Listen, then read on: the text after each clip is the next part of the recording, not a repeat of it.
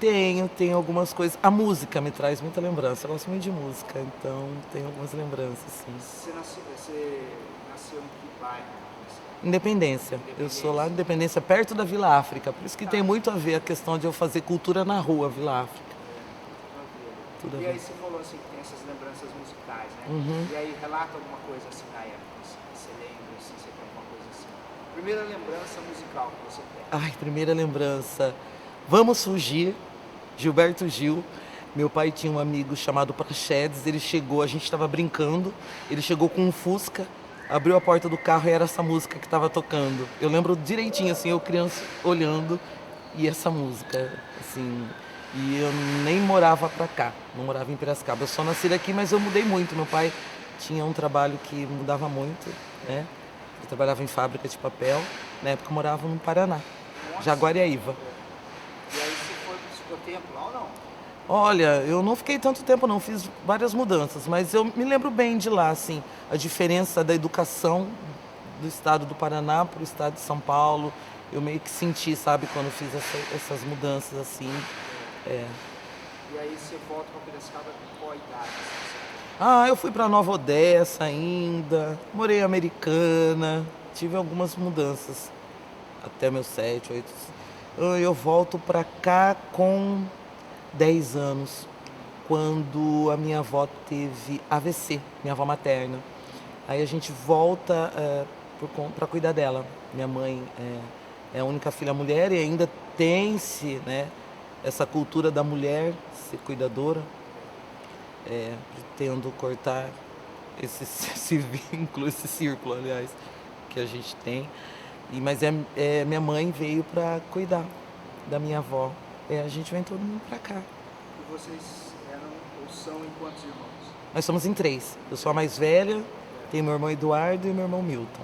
Mais O novo. relacionamento deles com você na infância, assim, era brincadeira na rua? Brincadeira na rua, eu brigava muito com meu irmão Eduardo.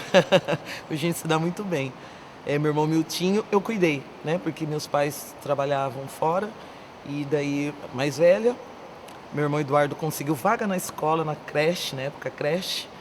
E eu cuidava do meu irmão Miltinho, que não tinha, nós dois não íamos na escola ainda, não tinha vaga. Na São Vicente de Paula. A São Vicente de Paula Na Independência? é, é, é centro, mais central, sim. Cidade Alta. Ah, tá. Mas aí sobrava para você cuidar dele. Cuidar do meu irmão mais novo. Você E gostava ou não? gostava muito. Não tinha muito juízo, né? Eu era uma pessoa. Eu tinha umas brincadeiras meio diferentes, assim, se eu for pensar, das meninas. Eu era diferente das meninas da época, assim. Gosto diferente, brincadeiras diferentes. Mas eu tive uma infância gostosa, posso até dizer, no sentido do brincar. Brincar na rua. A rua foi meu refúgio durante um bom tempo de algumas coisas que aconteciam dentro da minha família, violência doméstica. Então, a rua era onde eu tinha essa liberdade. Tem relatos assim dessas brincadeiras na rua? Tem algumas coisas assim? Sabe o que tem? A gente montava cidades. Aí tinha um terreno baldio, a gente limpou o terreno, assim, fazendo espaços. Tinha espaços, sabe? Assim, então tinha padaria, tinha o bar, Mas tinha tudo de escola. madeira, assim, Nada, a gente limpava com o mato, só tirava o mato virava a nossa, a nossa cerca, nossas paredes, assim. A gente gostava muito de taco. Taco era, assim, pular corda. E era taco na rua de terra ou era na rua de asfalto? Asfalto, lá em Independência era asfalto. Ralava o joelho. Total, total. Carrinho de rolemã. Eu tinha um carrinho de rolemã lindo, porque eu tive primos, né? Eu era a única menina, assim. Eu tenho uma prima, mas ela era bem mais velha e já não morava aqui em Piracicaba. Então, eu era a sobrinha querida, assim. E meu tio fez um carrinho pra mim de rolemã maravilhoso que tinha, como fala? Freio. Puxava, tinha placa. Ele era lindo, assim, carrinho de rolemã. Mas você capotava, né? Total, tirei tampão de dedo. Tirei tampão de dedo. E aí, assim, você falou da violência doméstica, você quer relatar alguma coisa nesse sentido ou não é pesado? Eu vou relatar. vou relatar. Meu pai, durante muito tempo, ele bebeu. Então, ele foi alcoolista, né? E eu acho que isso influenciou demais nessa questão da violência doméstica. Que hoje em dia eu consigo falar melhor, tem nas minhas letras de rap, enfim, consigo falar melhor. Mas na época eu não sabia muito lidar com isso, né? E a rua foi quem me abraçou. Então eu ia muito pra rua, brincar na rua, brincar na casa de amigas. Isso, lógico, influencia na minha vida adulta, em questão de relacionamento e tudo mais. Tenho uma certa dificuldade. Gosto da solitude e eu acho que tem a ver com isso, sabe? Eu gosto muito de ficar sozinha, gosto de sair sozinha. E, então, a violência me levou a certos caminhos. Ele é vivo? Ele é vivo. Hoje a gente se dá bem. Se dá bem. A gente se dá bem. Ficamos anos sem conversar. Anos. Mais de 12 anos. Mas Morando... ele não é mais alcoólatra. Não é mais. Mas hoje em dia a gente se dá bem. E é uma vida difícil pra ele, assim, também. Sim, a gente compreende, né? A gente compreende, né? Entende. A gente foi no Alcoólatras Anônimos e tudo mais, sabe? Minha família, minha mãe. A gente compreende que não foi fácil, tem um porquê e tudo mais, né? Mas isso desestrutura a família, né?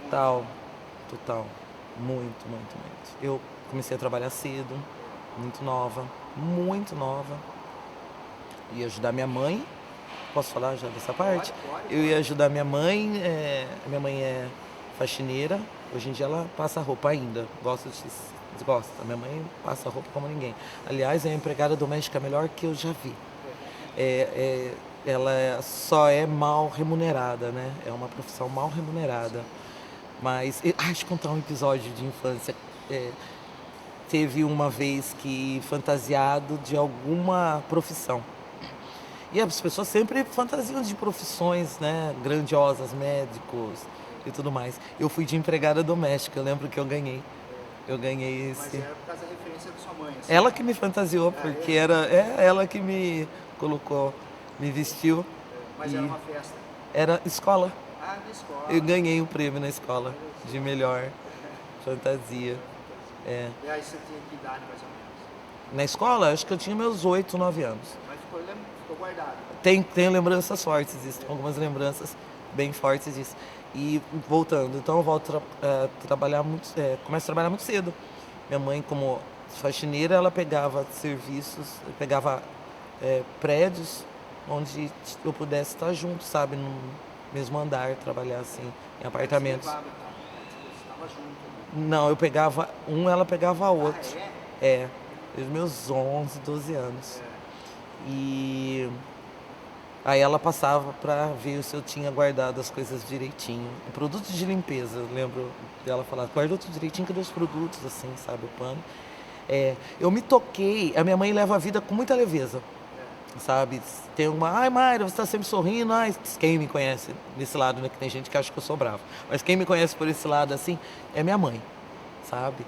E ela, então demorou para eu saber que eu fazia um trabalho infantil, né, que eu não tinha muito, foi numa palestra no Sesc, que veio para falar sobre isso. Olha só que coisa, eu sendo ativista, trabalhando com várias questões, né, sou promotora legal popular, então a gente aborda várias questões da violência doméstica, várias questões do direito das mulheres, entramos na questão da trabalhadora doméstica, mas eu não me tocava disso, até que assisti uma palestra, estava lá no Sesc, falando sobre o trabalho infantil, que onde geralmente a porta de entrada é o serviço doméstico, né? É o trabalho em casa doméstica. E eu falei, acho que me toquei. Eu lembro que eu chorei de soluçar. Você estava nesse espaço, né? A gente não sabe, né? Até a gente tá ali, nasce ali, é o que é oportunizado, é o que é colocado, né? Mas isso já tinha uns 12, 13 anos? Dali pra cá eu nunca mais deixei de trabalhar. Eu não sei o que é ficar sem trabalhar. Mas como que foi sua adolescência, assim? Sair, entender as questões sociais, porque você é uma ativista, né? Mas aí nesse momento que eu acho que deu um boom. Com 13 anos eu me descobri rapper. Acho que o rap, o movimento hip hop me colocou no ativismo. sou ativista pelo movimento hip hop. Porque ser uma mulher negra, uma mulher preta, né, porque eu sou ritinga, você sofre o racismo, mas não tem muita noção, né? Mais anos 90 não era muito falado, você só se revoltava, né? Era uma pessoa revoltada, posso dizer isso. Na minha adolescência eu era revoltada, não conversava com ninguém, pouco falava, dava bom dia sim, bom dia, e acabou. É estranho, né? Quem via assim até os meus 21, até os meus 23 anos. Eu era bem fechada. Eu me comunicava através do hip hop, cantando, sendo MC. Então, com 13 anos eu me descubro MC, porque eu começo a ouvir coisas que falavam sobre mim, que na escola não falava, né? Hoje em dia a gente tem a Lei 10.639, que depois vem a ser a 11.645, né? Também estudando as questões indígenas, a cultura indígena. Hoje em dia a gente fala mais, hoje em dia a gente pega um celular e consegue acessar, para quem quer, né? Porque tem muita gente ainda que se faz de... mas assim, para quem quer tá ali. Mas não tinha na minha época, né? Tenho 49 anos, não tinha na minha época. Então eu era revoltada e o hip hop me traz isso. Eu começo a escutar essas coisas nas letras de rap. E onde foi o primeiro encontro que você falou assim, nossa, na hora que você ouviu as músicas, assim, ouviu essas... Você lembra disso aí? Onde que foi? Foi na casa do hip hop? Não foi, né? Não, 13 de maio. 13 de maio? 13 de maio. Porque na casa do hip hop tem 18 anos? 22. 22? Eu sou ruim de data, viu? Pode ser que eu erre, gente. 22.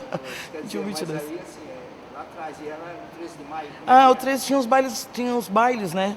Então vinha as grandes equipes, né, de São Paulo, que traziam as músicas, traziam os clipes que a gente não tinha acesso, né? Por questões financeiras mesmo, né? Tinha na época a MTV, mas era pago, né? Então, tipo, não era todo mundo que tinha acesso à MTV. Então, tipo, daí de repente, nos bailes blacks, e aqui mesmo em Piracicaba tinha um movimento de hip hop legal, forte, DND, tinha uns grupos marcantes. Que te influenciaram. Que me influenciavam. E daí no 13, assim, você ia sozinha, tinha uma galera? Sozinha, então, muito sozinha. Porque a Vila África tem o Robão. Tem o Robão que era do Black, do baile Black. Nossa, Robão, uma referência pra mim de DJ. Mas o rap, assim, era muito sozinha. Tinha muitas MCs ou meninas rappers aqui em Piracicaba na época, né? E tanto que eu sou uma das pioneiras. Tem eu, a Cris, a Estela. Eu conhecia nós três, assim. Tocando, cantando. A gente se conheceu já fazendo Mas elas MC. estão no cenário? Não, acho que no cenário só tá eu que voltei a cantar, cara de pau. Eu não consigo ficar parado. Mário, eu te conheci na casa do hip hop. Como é que entra na sua vida? Assim, você era lá na Vila África, era ali na Independência, como é que você chega na Paulicéia? Eu chego na Paulicéia antes de ser a casa do hip hop. Eu chego lá naquela quadra ali, tinha uns sambas. Gosto muito do samba. Muito! Você vai me ver ouvir falar de música, assim. Tinha uns sambas, tinha algumas coisas e a gente ia pra lá. Depois tem todo o movimento, né, da galera da casa, que forma a casa do hip hop, mas muito timidamente ainda eu começo a frequentar. Porque, lembra, eu não falava muito com ninguém, eu era muito tímida. Até para começar a cantar rap, assim, numa timidez. Meu pai é roqueiro, então eu gosto muito de rock nacional. E eu escutava Walkman, era o Walkman. Então eu ia estudar no Jaçanã. Não, Befecó, me perco. Acho que foi Befecó. Era Befecó o nome, assim. Então eu tava com meu Walkman, cantando, assim, as músicas. E a Rose chegou pra mim, você canta? Eu falei, não canto. Ela falou, nossa, mas sua voz... Eu falei, não. É que meu irmão tem um grupo de rap. Eu falei, olha, interessante, mesmo sem muito falar com ninguém. Aí eu conheci um grupo de rap, o Artigo Soul, que conheci BJ, conheci Xande, Paulinho, são meus amigos, assim. O BJ veio a falecer, E foi ele que me levou mesmo para a arte, assim, ele me colocava muito, ele dava visibilidade, ele falava, Mayra, um dia você vai cantar raga, vai cantar sozinha, vai... Ele falava umas coisas lá nos anos 90 que, tipo, começa a acontecer agora em 2000, quando eu voltei a cantar rap. Mas eu vou para casa do hip hop, assim, antes, depois tem um movimento que os meninos ocupam lá, o centro comunitário, esse movimento bonito que acontece até hoje. E hoje eu sou uma das diretoras, uma das voluntárias da casa do hip hop.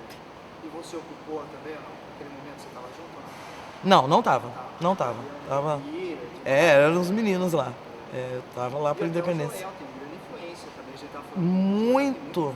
Muito. O Joel, muito nesses meninos, assim, né? Porque tinha... Boca de Lobo? Eles tinham, né, um grupo, né, de teatro e tudo mais. Foi grande. Eu lembro muito do Bira contando isso, do Lobinho contando isso, sabe? Do Cleiton, o Cleitinho contando essa história. Porque é uma turma que depois a gente vem formar o Akane. Nessa de eu voltar a cantar, de eu começar a cantar rap, começar a cantar rap, tem uma pessoa, Antônio Filogênio Júnior, Juninho, que começa a dar aulas sobre a cultura africana, muito voluntário, no 13 de maio. Ele ainda não tinha nem faculdade, ele era uma pessoa autodidata, já inteligentíssimo, né? Inteligência, pessoa, meu mestre. E ele começa, e lá anuncia-se que vai ter, né, para falar de cultura africana. Eu não vou lembrar o nome do grupo, eu não lembro muitas coisas não, parece que tem uma memória boa, mas não tanto. Enfim, tem um nome esse curso, e o BJ falou para o nosso grupo, vamos fazer, porque é isso, né? Para a gente fazer letras, para ter conhecimento, tinha que ir atrás, a gente tinha que sair realmente do nosso espaço, né? E daí a gente vai pro 13 de maio, e foram 3 grupos de rap que lá se encontrou. Era aberto o curso, mas foram os rappers que se interessaram. Bira fazia parte de um grupo, a Cris e a Estela faziam parte de um grupo, e o nosso grupo Artigo Soul.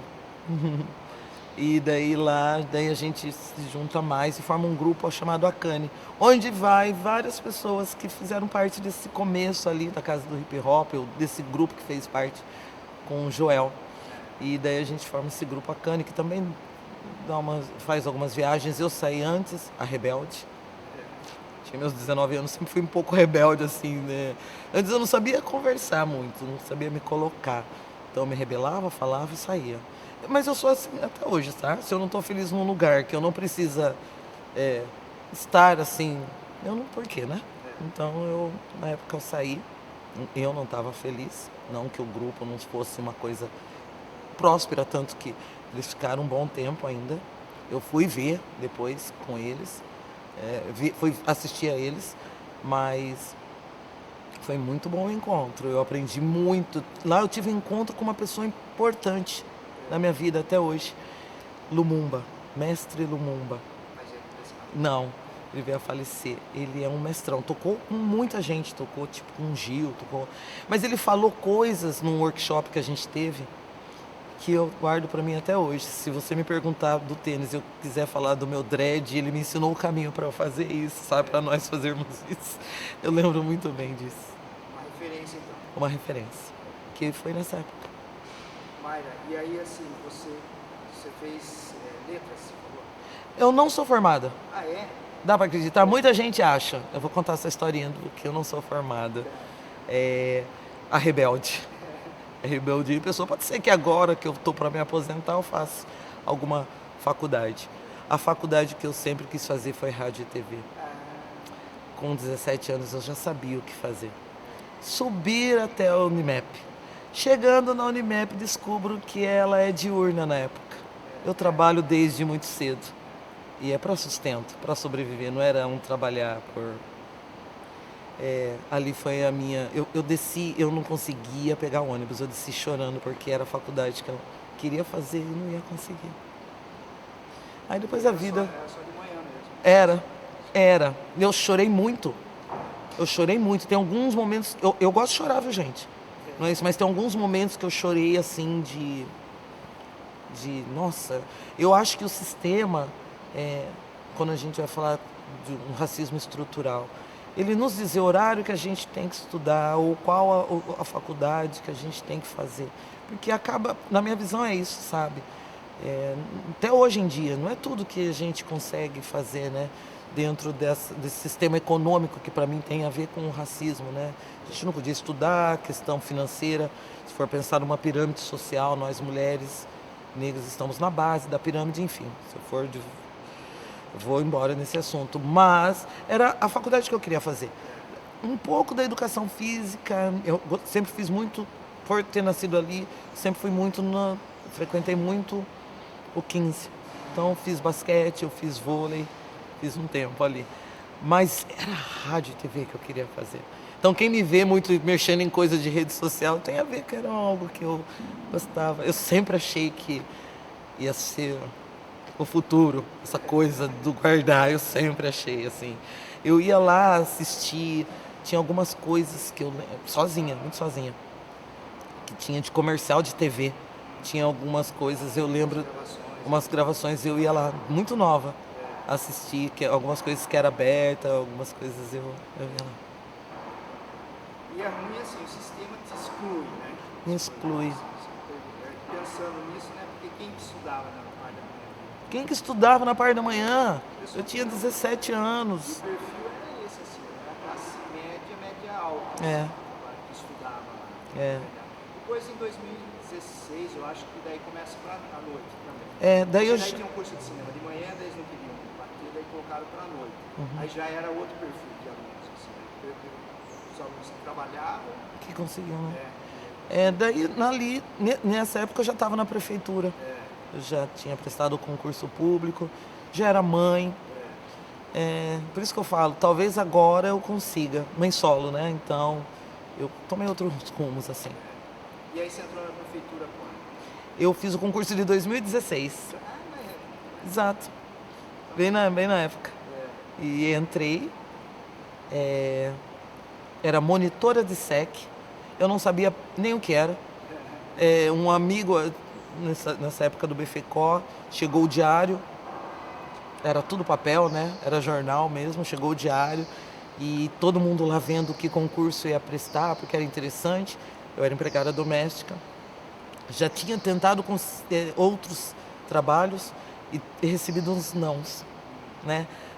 O ativismo vem muito pelos nãos que eu recebi, eu acho que para quase todo mundo, né? Depois eu falo desses nãos, senão eu vou e volto. Mas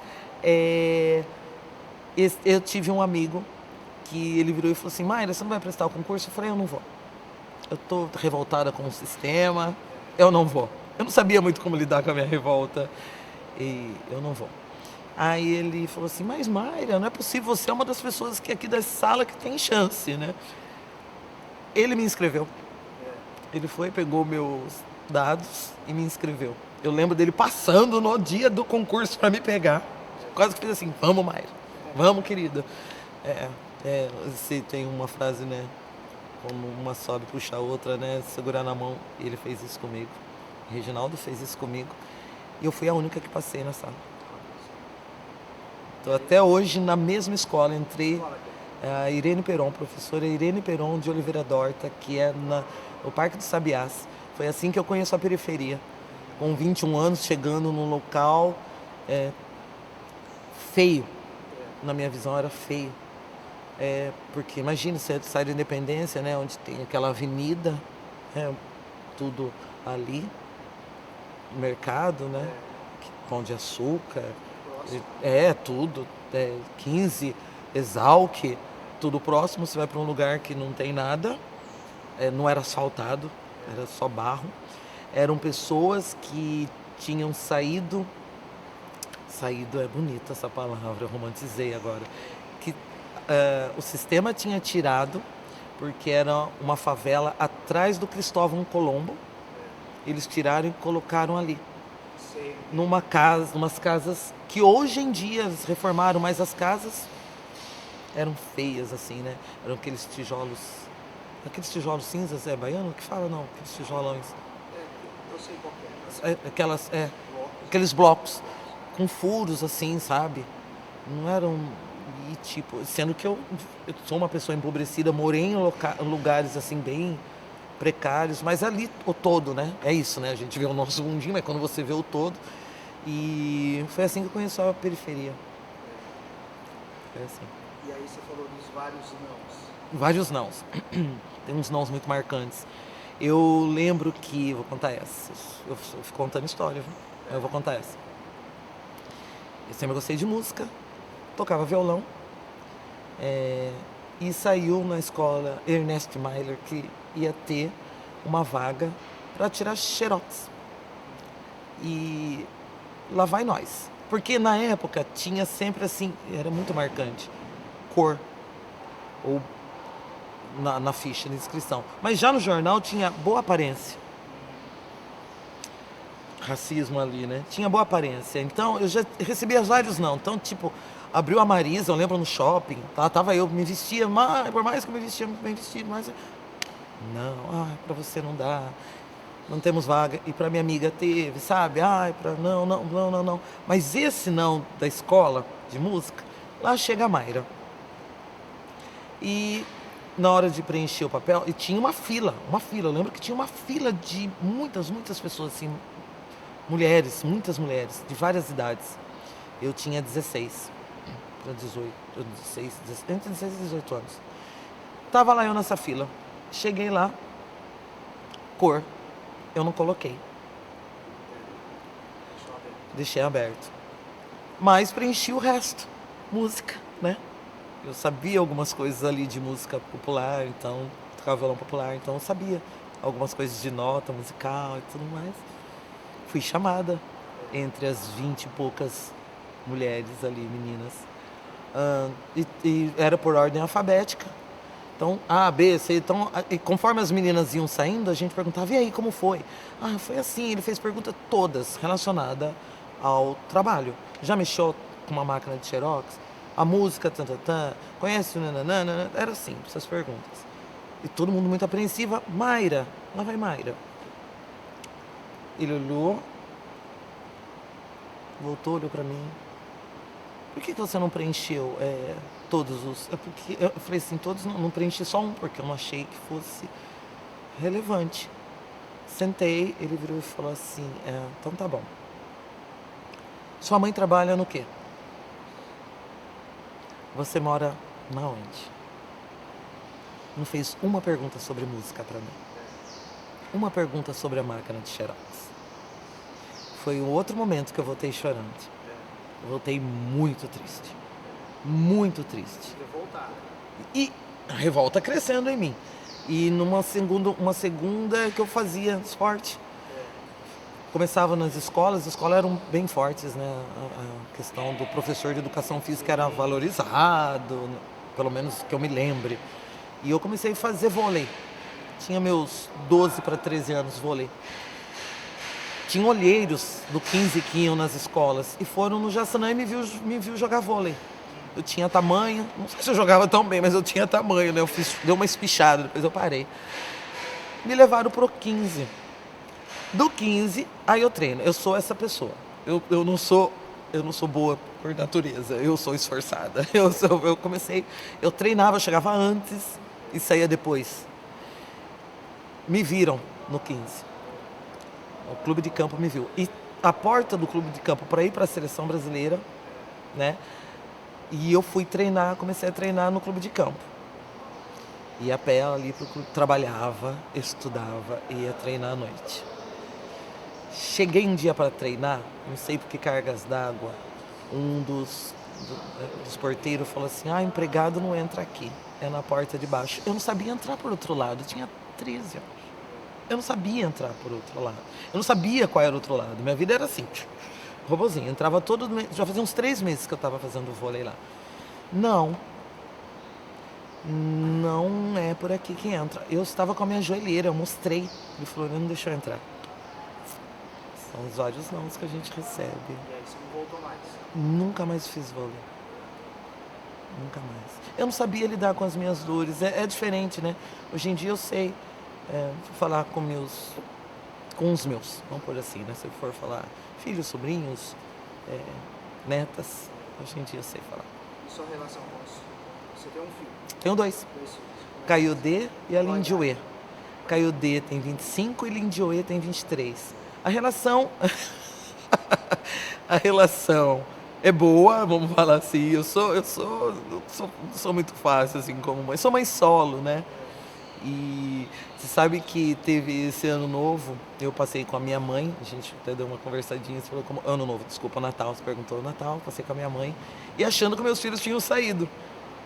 Os 2 dentro de casa e eu fora. Na verdade, eu saio mais que eles, assim, eu adoro sair, eu adoro a noite, eu adoro sair para dançar. A relação vai até uma relação de mãe e filho, assim, né? Que eu criei eles muito independente, com o pensamento deles, então às vezes choca algumas coisas que é legal, né? Que é legal, eu os amo. Mas olha, ser mãe, porque sou mãe solo, desde que Lindioê tinha 2 meses, né? Eu optei pela separação. Não ia ser legal, acho que, como eu falei, eu tenho alguns resquícios de violência doméstica que eu não queria passar e não queria que eles passassem, e aí eu me separei, com eles muito novos. Mas você ficou um tempo com ele? Com o meu ex-marido? Sim, a gente namorou, noivou, fez tudo. Ah, é? Casou na igreja, tudo bonitinho, assim. Minha mãe é ministra da Eucaristia, eu teria que casar na igreja, senão ela... Eu fiz tudo assim. Eu fui muito tempo na igreja, a igreja também foi um refúgio para mim, durante um bom tempo. Renovação carismática, eu sabia todas as músicas, eu cantava na igreja. Cantar mesmo, eu comecei na igreja. Mas tenho uma relação boa até com eles, assim. Caiodê e Lindioê. Lindioê quer dizer a esperada, e Caiodê, a alegria chegou em Yorubá. Olha só. Yorubá. Sempre gostei muito da cultura africana. Sempre. Depois de ter aula com o Júnior, isso me alimentou um tanto. Despertou mais ainda, né? Muito mais. Muito mais. Mayra, aí você faz um trabalho no bairro lá, Santa Fé, né? Isso. Santa Fé. E é um trabalho cultural ali, então, barranco cultural, como é que chega isso? Como é que foi a ideia? O ativismo meu é pela cultura, né? Eu costumo falar. Costumo falar, não, é pela cultura. Como chegou? Vila África. Eu tive exemplo na Vila África. Eu nascida no Samuel Neves e cortava ali a Frei Luiz Santana, que é na Vila África. Foi essa coisa de aprender a fazer na rua, né? Não tem, se o sistema não nos dá, vamos fazer. Não que a gente não vá brigar por ele, por ter um espaço, mas não vamos deixar de fazer agora, né? Isso o Faé fazia, isso a Rita fazia, isso a galera da Pastoral da Criança fazia, minha mãe era da Pastoral da Criança. Então, o voluntariado, o ser voluntária, levar a cultura, eu juntei tudo isso que eu agreguei em mim, que colocaram em mim como criança, que eu fui como uma esponja. Aí nasce esse projeto no final da rua, que vem ter o nome de Barranco Cultural pelo chapéu. Não tinha um nome, assim, era uma página que eu coloquei para divulgar o nosso trabalho. Tinha uma página que chamava Região Oeste, que eu adoro tanto. Mas aí o chapéu vai lá e fala, nossa, tem um barranco, mas é um barranco cultural, quando ele leva. E ele nem lembrava que ele tinha falado, mas falou alguma coisa perto de mim. Peguei o nome, e começa com a minha filha falando que não tinha nada lá. Ela achou estranho não ter nada lá, porque ela também já nasce, né, nesse movimento de independência, tendo ofertas de várias coisas, né, oportunidade de várias coisas. Daí quando a gente vai pra lá, não tem. E ela fala que não tem nada, mãe. Eu falei, não tem festa. Eu achava que era festa, porque festa tem. O que tem na periferia é festa, sabe? Festinha de criança, festa tem. Mas lá não tinha projetos. Aí ela falou isso. Não tem dança. Eu falei, opa, é outra coisa. E daí tem a nossa primeira atividade, há alguns anos atrás. Assim. A gente já fazia algumas coisas, né? Eu costumo falar que tem uns 17 anos que a gente faz umas brincadeiras de rua, porque eu gosto muito de brincar na rua, né? Mas assim, daí tem um ano que eu não sei qual é, que começa do nada, que daí a gente começa a fazer. Mas sério, mas assim, já tem uns 15 anos, 13 anos que a gente começa assim, não, é isso, a gente vai batalhar para ter algo, né? A gente começa a trabalhar para ter. Aí tem o primeiro teatro, que vai a Bene, a Lívia, leva o primeiro teatro. Tem a primeira contação de história em 2016 com o Evair. A Bene vem antes ainda da contação de história. A Bene foi uma corajosa, porque antes ninguém ia para lá, né? Mas a Bene já fazia um trabalho lá na Casa do Amor Fraterno, então ela já conhecia. Porque essa coisa de ser da periferia tem esse olhar da quarta parede, né? Que a gente fala, vou como, né? Tem, acho que, como chego? Aí eu começo a ser ponte para sermos nós. Não gosto muito de falar eu, mas as pessoas me procuram. Aí viramos nós, né? Porque Você faz essa ponte. eu faço essa ponte. Porque é isso, como que chega na periferia, né? Tem isso, eu entendi que tem isso. E tem gente que daí chega só por, principalmente políticos, por interesse. Tem pessoas que não chegam porque é violenta, né? É violenta, mas é violenta por quê? Né? Vamos questionar porque a violência chega lá. Para mim, a violência está em todo lugar. É que às vezes dá uma visibilidade para a violência lá maior. Eu já vi coisas muito violentas, histórias violentas na Independência, por exemplo, né? Mas lá, a questão de fazer na rua vem muito pela Vila África. E daí eu sei fazer porque eu vivi lá. Aí levo pro nós. E aí chega lá. Viu, esses dias eu estava conversando com o Adner, né? Não sei se chegou a ver essa entrevista com ele. Você sabe o Adner? O Adney do Panepir. Isso. E aí ele fala essa questão do racismo, né?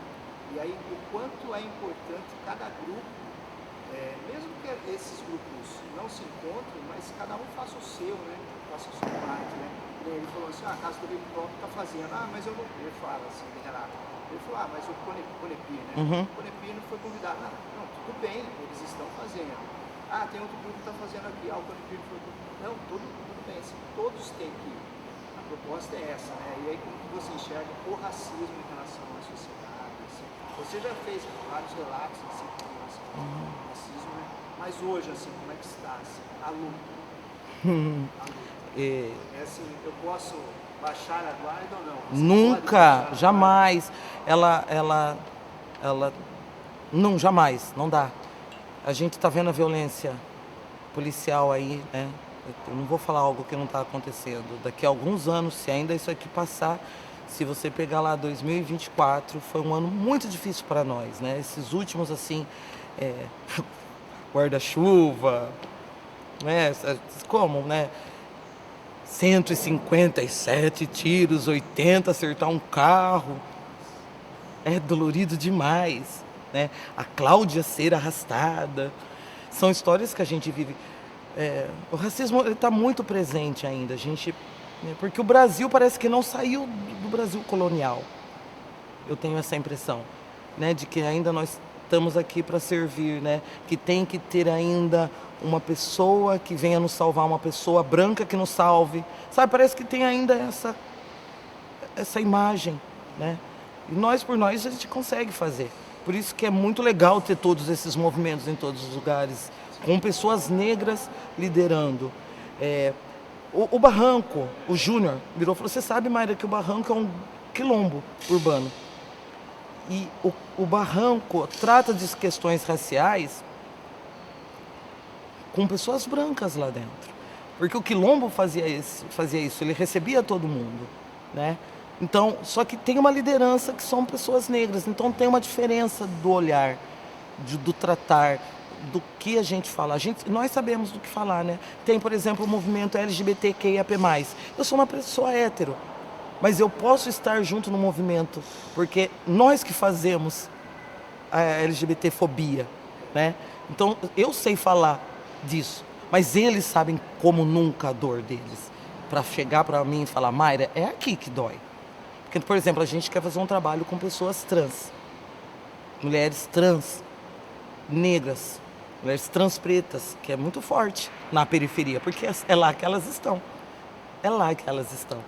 Mas eu tenho que escutar elas para eu saber. Não vou chegar falando só porque eu tenho amigas que são trans. Não, é com elas, é delas que tem que saber. Então eu vejo esse movimento, negros, de estarmos em várias fazendo Afropira, Conepir, várias frentes, porque é preciso, porque é muito forte ainda o racismo. Quem vem para Piracicaba tem essa frase, né? Nossa, Piracicaba é muito racista. E então, ainda é muito preciso falar sobre... Na periferia eu vi como nunca o quanto é importante falar, porque quando a higienização da área central, onde a gente vai parar na periferia, né? Que é lá que é feita as casas, né? Lá nós vamos parar na periferia. E é lá que a gente não tem, falta educação, falta médico, falta...